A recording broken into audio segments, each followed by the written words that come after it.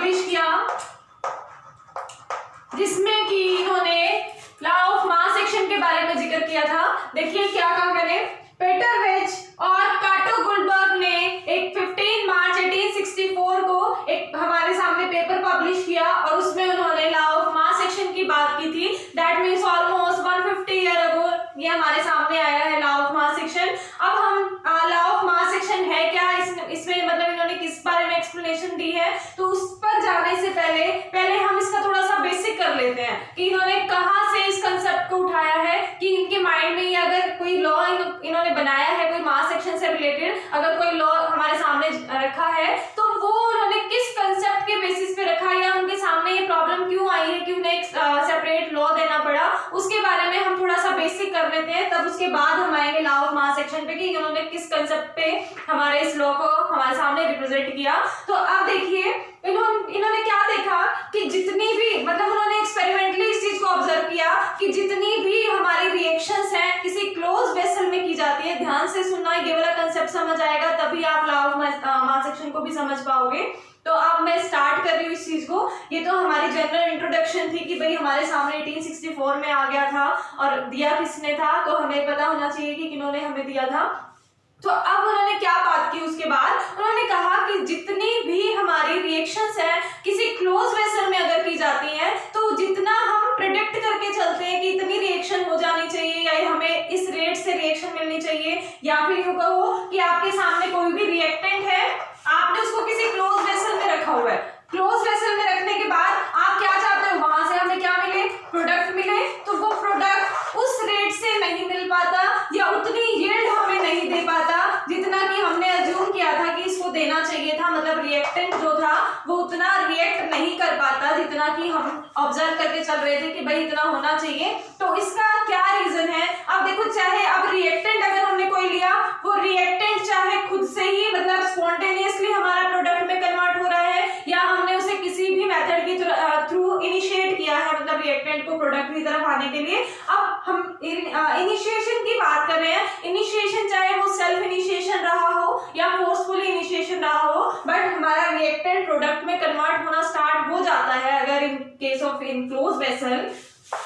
किसी भी close vessel के अंदर अगर मेरा रिएक्टेंट प्रोडक्ट में कन्वर्ट होना स्टार्ट हो जाता है तो क्या चीज ऑब्जर्व की, एक्सपेरिमेंटली इन चीजों को ऑब्जर्व किया गया कि क्या ऑब्जर्व किया गया कि रिएक्टेंट जो है वो कंप्लीट प्रोडक्ट में कन्वर्ट नहीं होता। इसका मतलब क्या, रिएक्टेंट प्रोडक्ट में कन्वर्ट होना स्टार्ट तो हो जाएगा बट जितना अमाउंट हमने रिएक्टेंट का लिया है वो सारा रिएक्टेंट प्रोडक्ट में कन्वर्ट नहीं होता है। कुछ अमाउंट हमारा रिएक्टेंट का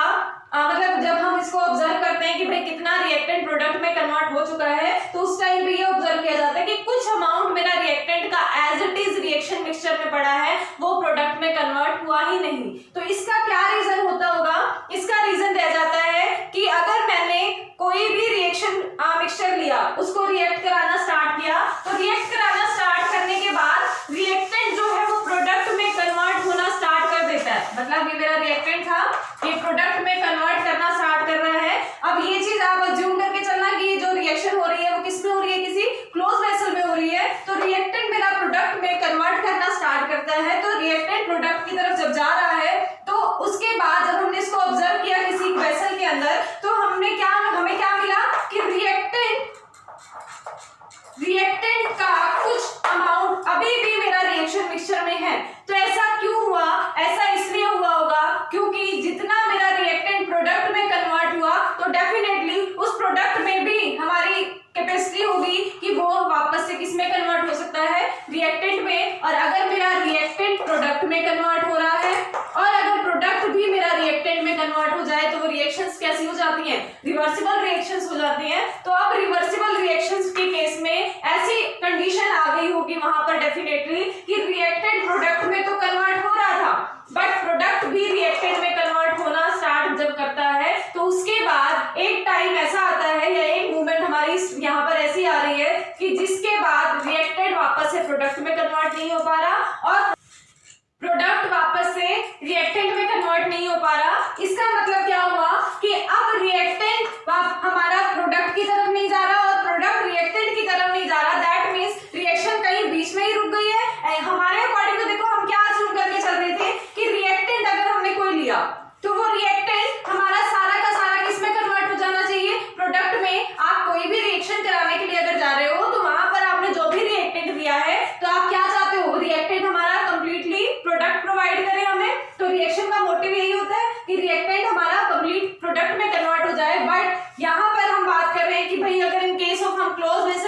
करें तो वहां पर ये चीज ऑब्जर्व की जाती है जनरली कि रिएक्टेंट प्रोडक्ट में कन्वर्ट होना स्टार्ट तो कर देता है, बट कंप्लीट जो सारा का सारा रिएक्टेंट है वो प्रोडक्ट में कन्वर्ट नहीं हो पाता। इसका क्या रीजन है, मतलब ये क्यों हो रहा है? क्योंकि रिएक्टेंट प्रोडक्ट की तरफ जब कन्वर्ट हो रहा था तो प्रोडक्ट भी वापस से रिएक्टेंट की तरफ कन्वर्ट होने लग जाता है। अब ये रिएक्शन फॉरवर्ड है,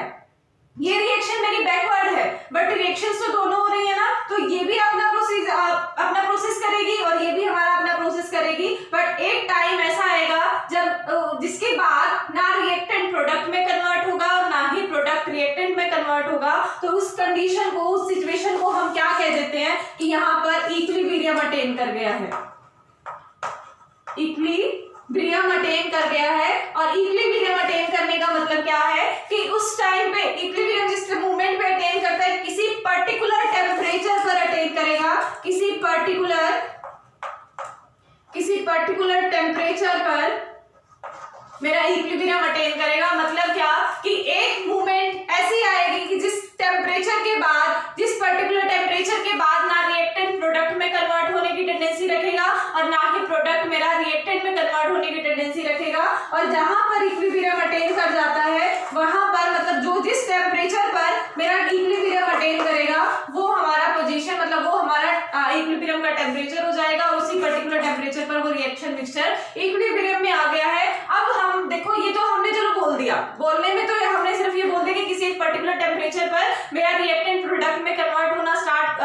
बंद कर देगा और प्रोडक्ट रिएक्टेंट में कन्वर्ट होना बंद कर देगा, तो मतलब वहां पर रिएक्शन स्टॉप हो जाएगी। बट हम इस चीज को ऑब्जर्व कैसे करेंगे? किसी भी इक्विलिब्रियम को अगर हमें ऑब्जर्व करना है तो उसको ऑब्जर्व करने के मेथड्स होते हैं।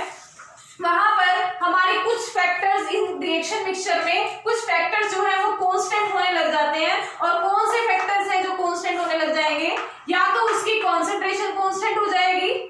दोनों तरफ कॉन्सेंट्रेशन कांस्टेंट हो जाएगी, या हमारा पार्शियल प्रेशर कांस्टेंट हो जाएगा, या हमारा पार्शियल प्रेशर कांस्टेंट हो जाएगा। अब ये देखो, मैं कांस्टेंट वर्ड बोल रही हूं, मैं सेम नहीं बोल रही, मैं सेम नहीं कह रही, मैं क्या कह रही हूं? कांस्टेंट हो जाएगा। मतलब अब रिएक्टेंट का भी कॉन्सेंट्रेशन चेंज नहीं होगी। जिस मोमेंट पे इक्विलिब्रियम अटेन कर गया होगा वहां पर रिएक्टेंट की कॉन्सेंट्रेशन भी चेंज नहीं होगी, प्रोडक्ट की कॉन्सेंट्रेशन भी चेंज नहीं होगी। अब इसी तरह से अगर हम प्रेशर की बात करें तो प्रेशर भी हमारा रिएक्शन मिक्सचर में रिएक्टेंट का ये जो प्रेशर है वो भी कांस्टेंट हो जाए और प्रोडक्ट का ये प्रेशर जो है वो भी कांस्टेंट हो जाए, तो हम कह सकते हैं कि भाई वहां पर इक्विलिब्रियम अटेन कर चुका है। तो कॉन्सेंट्रेशन के बेसिस पे कह सकते हो, ये पार्शियल प्रेशर के बेसिस पे कह सकते हो, कलर के बेसिस पे मतलब ये पार्शियल प्रेशर हुआ, उसके बाद कलर के बेसिस पे डिफाइन कर सकते हो आप। और नेक्स्ट है आप डेंसिटी के बेसिस पर डिफाइन कर सकते हो। देखो क्या कहा मैंने,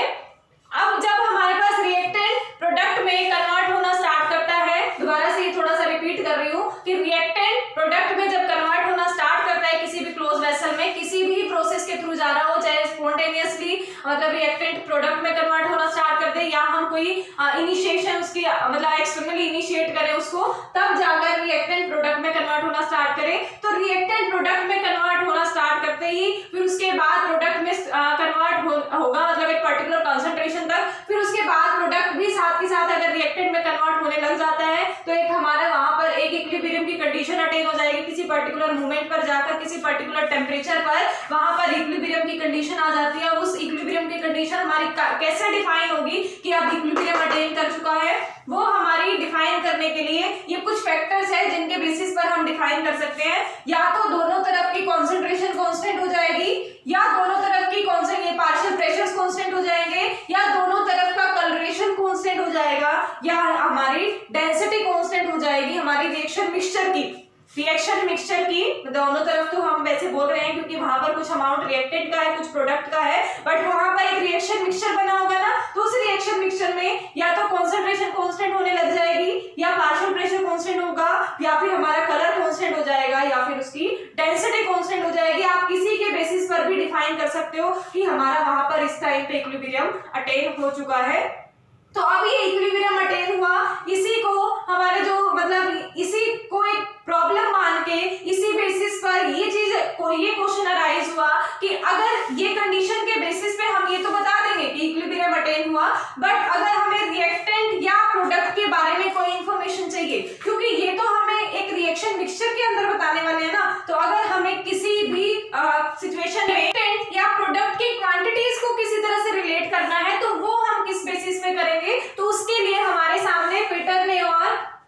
गुल्डबर्ग ने लॉ ऑफ मास एक्शन दिया कि अगर हमारे पास इक्विलिब्रियम की कंडीशन अटेन हो जाती है किसी क्लोज वेसल में हमारे रिएक्शन मिक्सचर के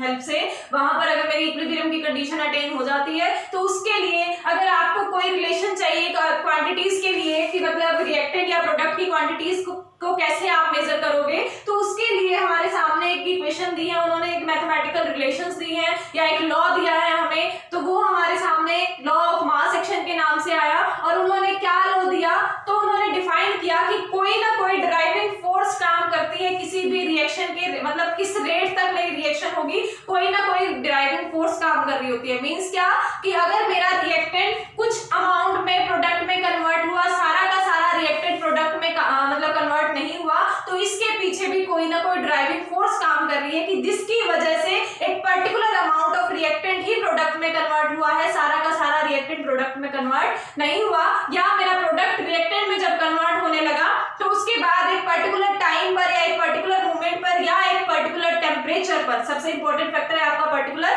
टेम्परेचर, किसी पर्टिकुलर टेम्परेचर पर आने के बाद प्रोडक्ट भी रिएक्टेंट में कन्वर्ट होना बंद हो जाता है और रिएक्टेंट भी प्रोडक्ट में कन्वर्ट होना बंद हो जाता है। इस प्रोसीजर के पीछे भी कोई ना कोई ड्राइविंग फोर्स काम कर रही है। तो उस ड्राइविंग फोर्स की हेल्प, अगर हमें उस ड्राइविंग फोर्स का पता चल जाए तो हम रिएक्शन का रेट बता सकते हैं, और अगर हमें रेट पता चल जाए तो हम वहां से कोई भी क्वांटिटी या किसी तरह से भी हमें कोई मेजरमेंट करनी है, ऑब्जर्व करना है किसी तरह से भी, तो वो चीज हम ऑब्जर्व कर सकते हैं।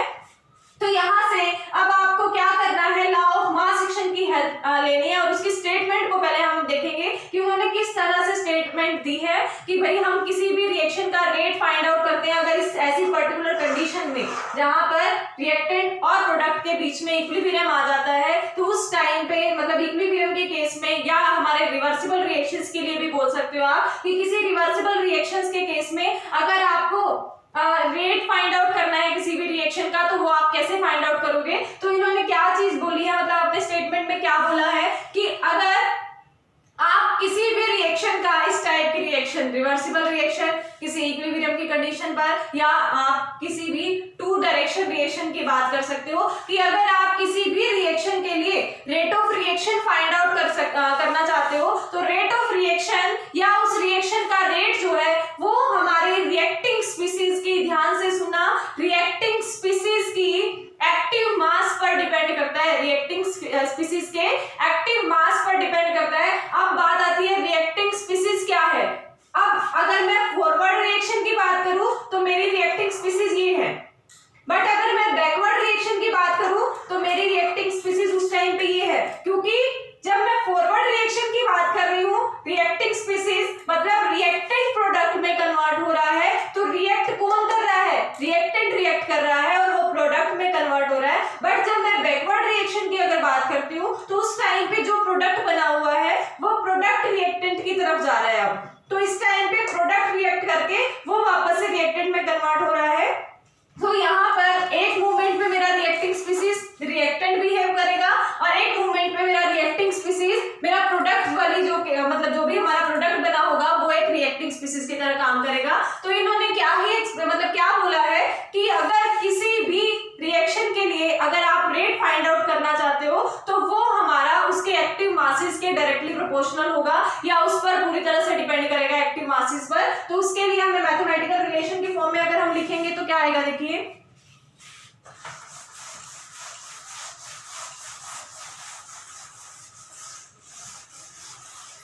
इस रिएक्शन के लिए अगर मैं रेट ऑफ रिएक्शन लिख रही हूं for forward reaction, rate of reaction for forward reaction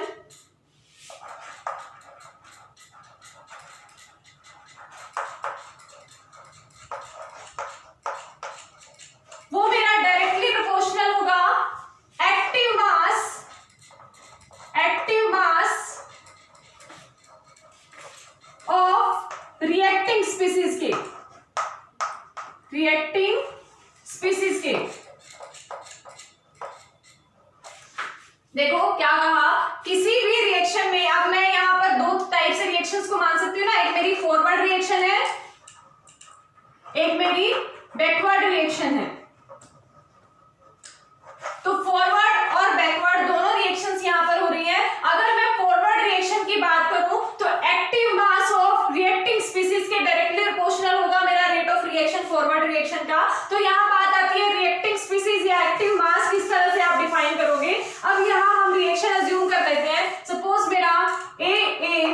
plus बीबी मेरा कन्वर्ट हो रहा है सी प्लस डी में। यहाँ पर ये मेरे नंबर ऑफ मोल्स को डिफाइन कर रहे हैं कि कितने हमने नंबर ऑफ मोल्स इसके यूज किए हुए हैं। तो यहाँ कैपिटल ए मेरा रिएक्टिंग स्पीसीज है, कैपिटल बी मेरा रिएक्टिंग स्पीसीज है, सी मेरा प्रोडक्ट है, डी मेरा प्रोडक्ट है। ये हमारा अगर फॉरवर्ड रिएक्शन की बात करें तो ये प्रोडक्ट होंगे सी और डी, और अगर मैं बैकवर्ड रिएक्शन की बात करूं तो उस टाइम पे ये मेरा प्रोडक्ट स्पीसीज बन जाएंगे और ये मेरा रिएक्टिंग स्पीसीज बन जाएंगे। तो अगर मैं रेट ऑफ फॉरवर्ड रिएक्शन की यहाँ पर बात करूं तो रेट ऑफ फॉरवर्ड रिएक्शन मेरा किसके इक्वल आ जाएगा, इक्वल नहीं, यहाँ पर डायरेक्टली प्रोपोर्शनल का साइन चलेगा। अभी मेरा इस टाइम पे फॉरवर्ड रिएक्शन में मेरी रिएक्टिंग स्पीसीज कौन है, ए, यहाँ पर ए है और बी है, हम इनकी कॉन्सेंट्रेशन की फॉर्म में ले लें, but law of mass action हमें क्या कहता है कि ये डायरेक्टली प्रोपोर्शनल होंगे या पूरी तरह से डिपेंडेंट होंगे active mass of reacting species पर, और उनकी स्टोइकियोमेट्रिक पावर्स के कोएफिशिएंट मतलब उनके कोएफिशिएंट की स्टोइकियोमेट्रिक पावर की फॉर्म में जाएंगे। That means a raise to power a, b raise to power b। ये हमारा रेट ऑफ फॉरवर्ड रिएक्शन हो गया। इसी तरह से मैं रेट ऑफ बैकवर्ड रिएक्शन अगर लिखूं, रेट ऑफ बैकवर्ड रिएक्शन, तो वो किसके इक्वल होगा, वो हमारा डायरेक्टली प्रोपोर्शनल होगा। अब बैकवर्ड के टाइम पे मेरी रिएक्टिंग स्पीसीज कौन है, C और D, तो C raise to power C और D raise to power D। ये हो गया हमारा रेट ऑफ बैकवर्ड रिएक्शन। तो हमने फॉरवर्ड रिएक्शन के लिए भी रेट लिख लिया है और बैकवर्ड रिएक्शन के लिए भी लिखा। तो रेट ऑफ फॉरवर्ड रिएक्शन में और बैकवर्ड रिएक्शन में दोनों में हमें ये चीज ध्यान रखनी है कि कौन कब किस टाइम पर हमारा रिएक्टिंग स्पीसीज की तरह वर्क कर रहा है। तो इसके बाद अब ये देखिए डायरेक्टली प्रोपोर्शनल के साइन को रिमूव करने के लिए आप क्या करते हो, कोई कांस्टेंट ऐड करते हो। तो यहाँ पर मैंने कोई कांस्टेंट ऐड किया विच इज kf और यहां मैंने एक कांस्टेंट लगाया kb। डायरेक्टली प्रोपोर्शनल के साइन को रिमूव करने के लिए हमने कोई कांस्टेंट्स लगाए और यहां पर kf और kb प्रोपोर्शनैलिटी कांस्टेंट्स हैं, प्रोपोर्शनैलिटी कांस्टेंट, और जो कि हमारे कांस्टेंट है रेट कांस्टेंट्स है। रेट ऑफ फॉरवर्ड रिएक्शन के लिए रेट कांस्टेंट kf होगा और बैकवर्ड रिएक्शन के लिए रेट कांस्टेंट kb होगा। kf क्या है हमारा यहाँ पर, rate constant for forward reaction, rate constant for forward reaction, और यहाँ kb हमारा क्या है, kb यहाँ लिख रही हूं, kb rate constant for backward reaction, rate constant for backward reaction. क्या कहा लॉ ऑफ मास एक्शन ने, लॉ ऑफ मास एक्शन ने सिर्फ सिंपल सी एक ही बात बोली है वैसे तो उन्होंने कहा कि किसी भी रिएक्शन का आपको रेट डिफाइन करना है, किसी भी इक्विलिब्रियम या रिवर्सिबल रिएक्शन का अगर आपको रेट डिफाइन करना है तो रेट डिफाइन करने के लिए रेट पूरी तरह से डिपेंडेंट होगा active masses of reacting species के। और रिवर्सिबल रिएक्शन की अगर हम बात कर रहे हैं तो वहां पर दो टाइप की रिएक्शंस होती हैं, फॉरवर्ड रिएक्शन भी और बैकवर्ड रिएक्शन भी। तो रेट ऑफ फॉरवर्ड रिएक्शन मेरा रिएक्टिंग स्पीसीज जो मतलब जो हमने रिएक्टेंट लिया था उसकी कॉन्सेंट्रेशन पर या उसकी एक्टिव मासेस पर डिपेंड करेगा। और अगर हम बैकवर्ड रिएक्शन की बात करें तो जो रिएक्टेंट से जो प्रोडक्ट मिला था मतलब बैकवर्ड रिएक्शन के टाइम पे वो प्रोडक्ट मेरा रिएक्टिंग स्पीसीज की तरह काम कर रहा होगा, तो प्रोडक्ट की कॉन्सेंट्रेशन हमें लेनी पड़ेगी या प्रोडक्ट के एक्टिव मास हमें लेने पड़ेंगे। तो हमारा रेट ऑफ फॉरवर्ड रिएक्शन का अगर हमें कैलकुलेट करना है तो ये रहेगा और रेट ऑफ बैकवर्ड रिएक्शन करना है तो हमारा ये रहेगा। अब उसके बाद क्वेश्चन आता है कि ये जब इक्विलिब्रियम में जाएंगे, ये तो हमने सिंपल फॉरवर्ड रिएक्शन और बैकवर्ड रिएक्शन के लिए सिंपली लिखा, बट इन केस जब हमारा वहां पर इक्विलिब्रियम अटेन कर चुका होगा, क्योंकि देखो अब हमारा रिएक्टेंट प्रोडक्ट में कन्वर्ट होगा, वो तो हमारा पर्टिकुलरली होता ही जा रहा है ना, रेगुलरली हमारा होता जा रहा है। तो यहाँ पर अगर ये रेगुलरली कन्वर्ट होता जा रहा है तो ये हमारा किसी पर्टिकुलर रेट के साथ जाएगा। तो किसी पर्टिकुलर रेट के साथ जाएगा तो वो हमने कैलकुलेट कर लिया कि फॉरवर्ड रिएक्शन में हमारा इस रेट के साथ रिएक्शन होने वाली है। सिमिलर वे में बैकवर्ड रिएक्शन में भी प्रोडक्ट ऐसा तो नहीं होगा ना, जितना प्रोडक्ट में कन्वर्ट होना है वो एक मूवमेंट पे ही कन्वर्ट हो जाएगा, उसी टाइम पे वो इक्विलिब्रियम अटेन कर लेगा। ऐसा नहीं होगा, वो हमारा प्रोडक्ट रिएक्टेंट की तरफ जाना स्टार्ट करेगा और धीरे धीरे हमारा रिएक्टेंट की तरफ जाता रहेगा और वो हमारा किसी एक पर्टिकुलर रेट के साथ जाएगा जो कि हमारा रेट ऑफ बैकवर्ड रिएक्शन होगा, जो हमने यहाँ पर कैलकुलेट कर लिया है। तो हमने क्या कैलकुलेट किया है कि किस रेट से रिएक्टेंट प्रोडक्ट में और किस रेट से प्रोडक्ट रिएक्टेंट में जा रहा है। बट एक मूवमेंट आती है, हमने अभी पढ़ा था कि एक मूवमेंट आएगी जहां पर इक्विलिब्रियम अटेन कर जाएगा किसी पर्टिकुलर टेम्परेचर पर, और इक्विलिब्रियम अटेन करने के बाद यहाँ पर हमारा रेट ऑफ फॉरवर्ड रिएक्शन और रेट ऑफ बैकवर्ड रिएक्शन दोनों इक्वल हो जाते हैं। और जब रेट ऑफ फॉरवर्ड रिएक्शन और बैकवर्ड रिएक्शन अगर इक्वल हो जाएंगे तो ये दोनों इक्वेशंस हमारी क्या हो जाएंगी, इक्वल हो जाएंगी। That means at equilibrium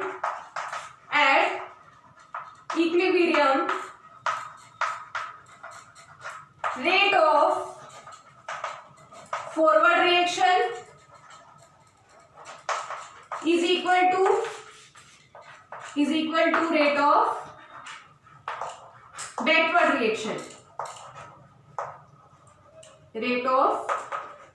reaction, दोनों रेट्स अगर इक्वल हो गए हैं दैट मीन्स ये टर्म हमारी इस टर्म के इक्वल हो गई है। तो KF ऊपर लिख रही हूं यहां पर,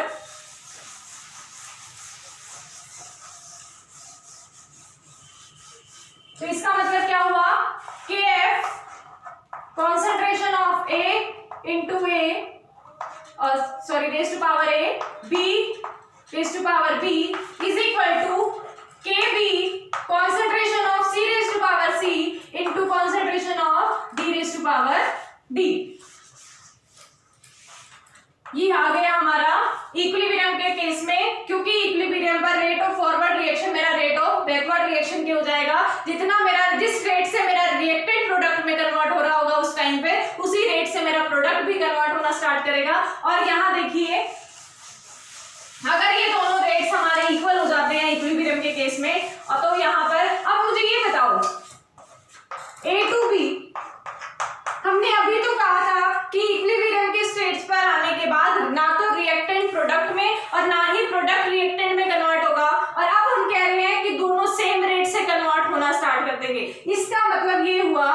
ये नहीं है कि दोनों सेम रेट से कन्वर्ट होना स्टार्ट कर देंगे, इसका मतलब ये हुआ इक्विलिब्रियम पे आने के बाद हमने जो अभी कंडीशन बोली थी ना कि भाई इक्विलिब्रियम की स्टेज आने के बाद ना रिएक्टेंट प्रोडक्ट में कन्वर्ट होगा और ना ही प्रोडक्ट रिएक्टेंट में कन्वर्ट होगा, वही आपकी फिक्स स्टेटमेंट है। अब जब अगर वो रिएक्टेंट प्रोडक्ट में भी नहीं और प्रोडक्ट रिएक्टेंट में भी नहीं जा रहा, इसका मतलब कोई रिएक्शन ही नहीं हो रही। रिएक्शन नहीं हो रही मतलब फॉरवर्ड रिएक्शन का रेट भी जीरो, बैकवर्ड रिएक्शन का रेट भी जीरो। तो अगर इक्विलिब्रियम अटेन कर जाएगा तो हमारा यहाँ पर भी जो रेट है वो भी जीरो रहेगा, और ये हमारा मतलब बैकवर्ड रिएक्शन का रेट है वो भी जीरो रहेगा। इसीलिए कहा जाता है कि इक्विलिब्रियम के स्टेज पर हमारे जो है मतलब रेट ऑफ रिएक्शंस है फॉरवर्ड रिएक्शन का और बैकवर्ड रिएक्शन का वो इक्वल हो जाते हैं। और अगर इक्वल हो जाएंगे तो ये हमारी ये कंडीशन होगी। तो ये कंडीशन अगर है तो मैं यहाँ से क्या कैलकुलेट कर सकती हूँ, KF by KB। जस्ट इस KB को मैं यहाँ डिवीजन में ले आई हूँ और ये वाला फैक्टर हम उधर डिवीजन में ले जाएंगे, तो ये आ जाएगा equal C of C concentration of D of D concentration of A concentration of B of B। ये सभी को पता होगा, ये जो हम स्क्वायर ब्रैकेट्स लगा रहे हैं ये किसको रिप्रेजेंट करती हैं, कॉन्सेंट्रेशन को। अगर आप विदाउट स्क्वायर ब्रैकेट लिखोगे तो कोई मार्क्स नहीं मिलेंगे, क्योंकि कॉन्सेंट्रेशन के लिए पर्टिकुलर साइन है, ये रिप्रेजेंटेशन है हमारी, स्क्वायर ब्रैकेट्स में लिखा जाएगा तभी वो कॉन्सेंट्रेशन को रिप्रेजेंट करेगा। तो यहाँ से KF by KB आपका इक्वल आ चुका है concentration of C raised to power C, concentration of D raised to power D और divided by concentration of A raised to power A divide into concentration of B raised to power B। अब ये देखो ये हमारा product है, दोनों हमें product की साइड मिल रहे थे, ये हमारा रिएक्टेंट है, और यहां से हम क्या कह सकते हैं, concentration of product divided by concentration of reactant की फॉर्म में हमें ऑलमोस्ट रिजल्ट मिल रहा है। अब ये दोनों हमारे क्या है, कांस्टेंट है, rate constant of forward reaction, rate constant of backward reaction. इसको हमको एक नया कांस्टेंट का नाम दे दें, क्योंकि किन्हीं दो कांस्टेंट्स को डिवाइड करने से हमें कोई कांस्टेंट ही मिलेगा, और ये कांस्टेंट हमें इक्विलिब्रियम कांस्टेंट कैलकुलेट करके देगा, मतलब kf by kb हमारा किसके इक्वल होगा, किसी नए कांस्टेंट के विच इज k इक्विलिब्रियम। तो k इक्विलिब्रियम हमें अगर कैलकुलेट करना है कि इक्विलिब्रियम के केस पे हमारा रेट कांस्टेंट क्या चल रहा होगा वो हमें कैलकुलेट अगर करना है तो k इक्विलिब्रियम से कैलकुलेट करेंगे, वो हमारा इक्वल किसके आएगा, concentration of C raise to power C, concentration of D raise to power D। ये हमारा मतलब रिएक्टेंट की कंसंट्रेशन डिवीजन में। अब देखो ये हमारा इक्विलिब्रियम कांस्टेंट आ चुका है इसके इक्वल। अब अगर हम लॉ ऑफ मास एक्शन की सिर्फ बात करें ना, तो लॉ ऑफ मास एक्शन तो पर्टिकुलर हमारा जो इक्विलिब्रियम की कंडीशन लगाई थी उससे पहले वाला ही हो गया, उसके बाद तो हमने इक्विलिब्रियम वाला कंसेप्ट भी डाल दिया साथ के साथ। ये हम इसको लॉ ऑफ केमिकल इक्विलिब्रियम का भी नाम दे सकते हैं। ये जो इक्वेशन आई है ना, k equilibrium concentration of C raised to power C, concentration of D raised to power D divided by concentration of A raised to power A, concentration of B raised to power B। ये जो है हमारा law of chemical equilibrium को represent करता है, law of chemical equilibrium.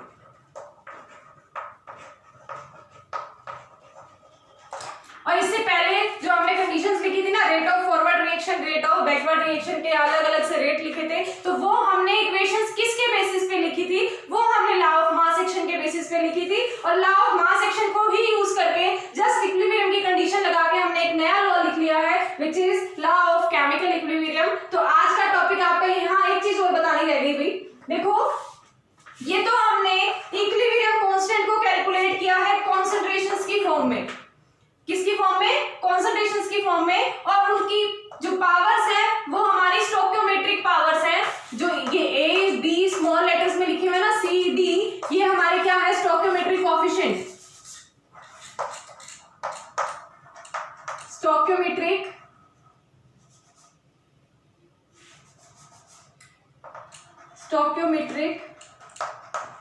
Coefficients.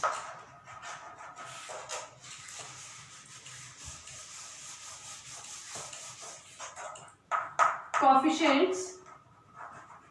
Stoichiometric coefficients जो है इनकी पावर में चलेंगे, बट हमने यहाँ पर जो ये फैक्टर्स लिए हुए हैं ये है क्या है हमारी, ये है हमारी कॉन्सेंट्रेशन। तो इसका मतलब हमने लॉ ऑफ केमिकल इक्विलिब्रियम यहाँ पर किसकी फॉर्म में कैलकुलेट किया, कॉन्सेंट्रेशन की फॉर्म में कैलकुलेट किया, बट आपके लॉ ऑफ केमिकल इक्विलिब्रियम को और बाकी की फैक्टर या और बाकी की टर्म्स में भी आप कैलकुलेट कर सकते हो। वो टर्म्स आपकी कौन कौन सी हो सकती है, एक्टिविटीज की फॉर्म में भी कैलकुलेट कर सकते हो, पार्शियल प्रेशर की फॉर्म में भी कैलकुलेट कर सकते हो, पार्शियल प्रेशर की फॉर्म में भी कैलकुलेट कर सकते हो, आप मोल फ्रैक्शन की फॉर्म में भी कैलकुलेट कर सकते हो, मोल फ्रैक्शन की फॉर्म में भी हम इसको कैलकुलेट कर सकते हैं। तो ये मतलब हम डिफरेंट टर्म्स की फॉर्म में अगर हम कैलकुलेट करना चाहें कि इक्विलिब्रियम को या law of chemical equilibrium apply करना चाहते हैं किसी भी इक्विलिब्रियम वाली रिएक्शन पर, तो हम उसको कॉन्सेंट्रेशन की फॉर्म में, हमने कौन सी फॉर्म में किया, एक तो कॉन्सेंट्रेशन की फॉर्म में तो हमने कर ही लिया, उसके अलावा एक्टिविटी की फॉर्म में भी सेम ही रिजल्ट आएगा। जस्ट जहां पर आपने कॉन्सेंट्रेशन ऑफ सी लिया है वहां पर आप एक्टिविटी ऑफ सी ले लो, यहाँ पर आप activity of D, activity of A, activity of B, फिर उसके बाद अगर आप पार्शियल प्रेशर की फॉर्म में कैलकुलेट करोगे तो partial pressure of C, partial pressure of D, partial pressure of A, partial pressure of B, इसी तरह से mole fraction of C, mole fraction of D, और यहाँ पर भी हमारे रिएक्टिंग स्पीसीज के मोल फ्रैक्शंस आ जाएंगे। तो हम ये जो इक्विलिब्रियम का मतलब लॉ ऑफ केमिकल इक्विलिब्रियम है या इक्विलिब्रियम कांस्टेंट फाइंड आउट करने के लिए जो हमारे पास रिलेशन आई है, ये हम डिफरेंट टर्म्स की फॉर्म में कैलकुलेट कर सकते हैं, कॉन्सेंट्रेशन की फॉर्म में भी, एक्टिविटी की फॉर्म में भी, पार्शियल प्रेशर की फॉर्म में भी और मोल फ्रैक्शन की फॉर्म में भी। वहां पर आपका इक्विलिब्रियम कांस्टेंट फिर आपको उसी के अकॉर्डिंग मिलेगा जो आपकी जिस फॉर्म में आप ये वैल्यूज ले रहे हो। तो ये हुआ आपका आज का टॉपिक। आज तो हमारा इतना ही टॉपिक रहेगा, बाकी हम नेक्स्ट क्लास में करेंगे। आज के लिए थैंक यू।